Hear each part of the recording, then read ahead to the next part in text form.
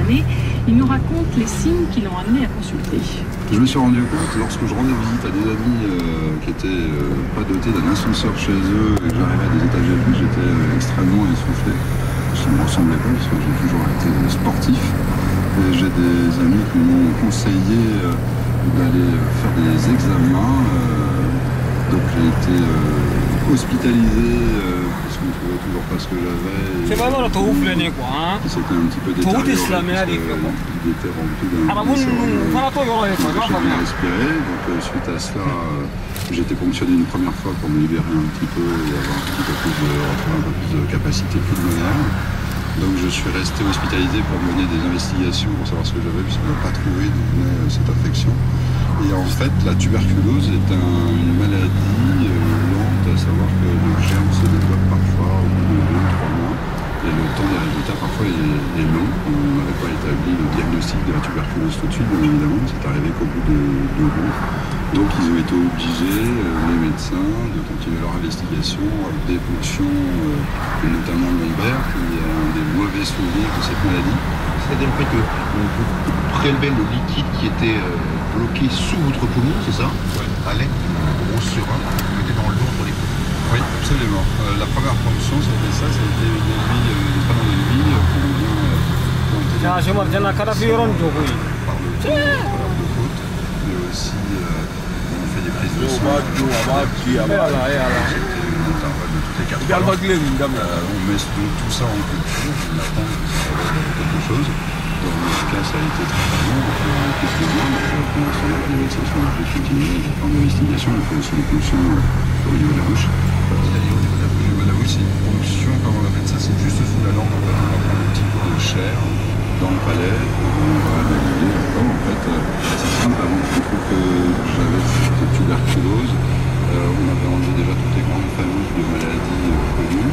Donc il restait beaucoup de choix, c'était soit un cancer ou autre chose, et c'est avéré que c'était la tuberculose, donc évidemment c'est délivrant quand on connaît le diagnostic, et en même temps la tuberculose c'est cette vieille maladie qui fait un petit peu de problème, parce que quand on se parle en réalité on s'aperçoit que, en tous les cas pour ma part, certains de mes amis ont perdu leurs grands-parents d'une tuberculose, donc c'est un petit côté effrayant, ça peut faire moins peur que le cancer, mais c'est vraiment une maladie qui est embêtante et en plus qui est longue à soigner puisque le traitement s'étale entre 6 et 9 mois. Certains patients avaient jusqu'à 30 pilules par jour. Moi j'en avais déjà une bonne douzaine à avaler tous les jours. C'est 4 gros antibiotiques différents, dont un peut jouer sur la vision des couleurs que vous avez de façon irrémédiable. L'autre peut vous abîmer le foie de façon, encore une fois, irrémédiable. Et puis il y a un autre antibiotique, et cette particularité un peu curieuse, de vous colorer les urines ou également vous pouvez aussi pleurer rouge, donc c'est assez impressionnant au début.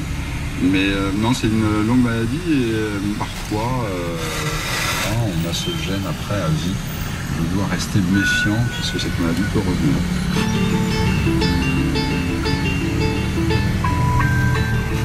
Priorité santé. Et aujourd'hui, nous parlons de la tuberculose avec le docteur Fadi Antoun et le docteur Gisèle Badoum. Une réaction, le docteur Antoun, à ce témoignage? Oui, c'est un témoignage que nous rapportent souvent nos patients. C'est effectivement beaucoup de médicaments, c'est effectivement des médicaments qui doivent être pris régulièrement pendant 6 mois au moins, et mais qui assurent une guérison. Ce qu'il faut dire qu'au total, actuellement, quand une tuberculose classique, normale est diagnostiquée, elle guérit à plus de 98%. Donc, docteur Gisèle Badoum, une réaction aussi justement par rapport à ça, par rapport à la longueur des traitements et à la lourdeur.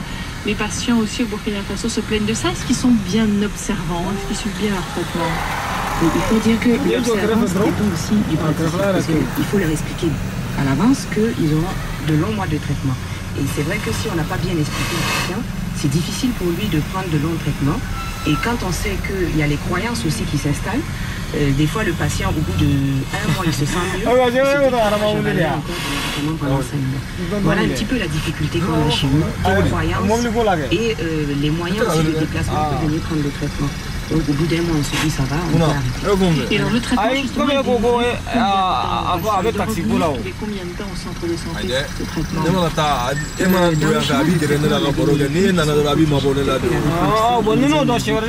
fait que le patient, il doit venir tous les jours prendre les médicaments devant l'agent de santé. Il doit les avaler devant l'agent de santé. Donc pendant les 6 mois, ça c'est encore adapté aux besoins des patients. On a quand même vu avec les traitements sur le sida que les patients étaient bien plus observants que ce qu'on pouvait imaginer et ils repartent en général avec leur traitement pour 1 mois. Vous pensez que ce système de faire venir tous les jours le patient est un bon système? C'est un bon système. C'était un bon système dans la mesure où avant les patients ils restaient dans pas loin de leur domicile pour se soigner. Mais maintenant avec l'expansion de la ville, les populations qui migrent, c'est un peu plus difficile. Mais ce qu'on a mis en place, c'est vraiment des agents de santé qui sont formés à ça. Et c'est ce qu'on appelle et on peut faire appel à des agents qui ne sont pas forcément de la santé pour superviser ce traitement. On a au téléphone le docteur Francis Varenne, qui est coordinateur du groupe de travail tuberculose chez MSF, Médecins sans frontières. Docteur Varenne, bonjour. Une petite réaction par rapport à cette question de la prise quotidienne et du déplacement au centre de santé tous les jours pour aller prendre son traitement. Qu'est-ce que vous en pensez, vous? La prise quotidienne, bien sûr, la prise quotidienne, elle est obligatoire, elle fait partie du traitement. Par contre, nous, à Médecins sans frontières, ce qu'on a observé, c'est que c'est pas forcément nécessaire de regarder le patient prendre ses médicaments chaque jour. Je pense que, comme vous l'avez très bien dit, les patients atteints du sida qui prennent leur ARV tous les jours pour un traitement qui dure pour la vie entière, ont montré qu'en fait un patient qui a bien compris son traitement pouvait être tout à fait adhérent. Donc on met plutôt l'accent sur le soutien, sur l'explication au patient de qu'est-ce que c'est que sa maladie, qu'est-ce que c'est que son traitement, plutôt que sur cette observation directe de la prise des médicaments quotidiens. Outil de diagnostic, de quoi s'agit-il exactement? Alors c'est un appareil qui permet de détecter la présence de gènes, donc de gènes spécifiques à la mycobactérie de la tuberculose dans les crachats. Donc c'est un petit appareil électronique donc qui nécessite quand même de l'électricité mais qui peut être utilisé relativement dans des centres de santé relativement périphériques. C'est pas comme un gros laboratoire de culture et il permet de détecter la présence de la tuberculose alors que la microscopie, qui est l'examen de base qu'on utilise partout en périphérie, en Afrique et dans les pays en développement, ne le permettrait pas, parce que le bacille ne serait pas en nombre suffisant pour être détecté par la microscopie. Donc ça permet de ne pas passer à côté de certains cas de tuberculose. Donc ça permet de ne pas passer à côté de certains cas de tuberculose qui seraient négatifs à la microscopie. Bon, ça ne résout bien sûr pas tous les problèmes, parce que là on parle non que de la tuberculose. Et puis reste aussi le fait que ça reste un test relativement sophistiqué, qui n'est pas encore envisageable de décentraliser complètement. Pour l'instant, il est disponible où? Vous savez un peu? Il est disponible déjà dans pas mal de pays. L'OMS recommande l'utilisation de ce test. Donc là maintenant, il s'agit de mettre en place ce test en pratique dans les pays. Et il s'agit également d'évaluer les performances de ce test, non plus en conditions d'études, comme ça a été fait jusqu'à présent, mais en conditions réelles. Dans la vraie vie. C'est-à-dire dans la vraie vie. Comment est-ce que ce test va supporter, cette petite machine va supporter la chaleur, la poussière. Docteur, je voudrais faire réagir au docteur Badoum. Est-ce qu'il est disponible ce test au Burkina Faso? Non, pas encore, mais on espère bientôt l'avoir, parce qu'on a essayé de pouvoir l'acquérir.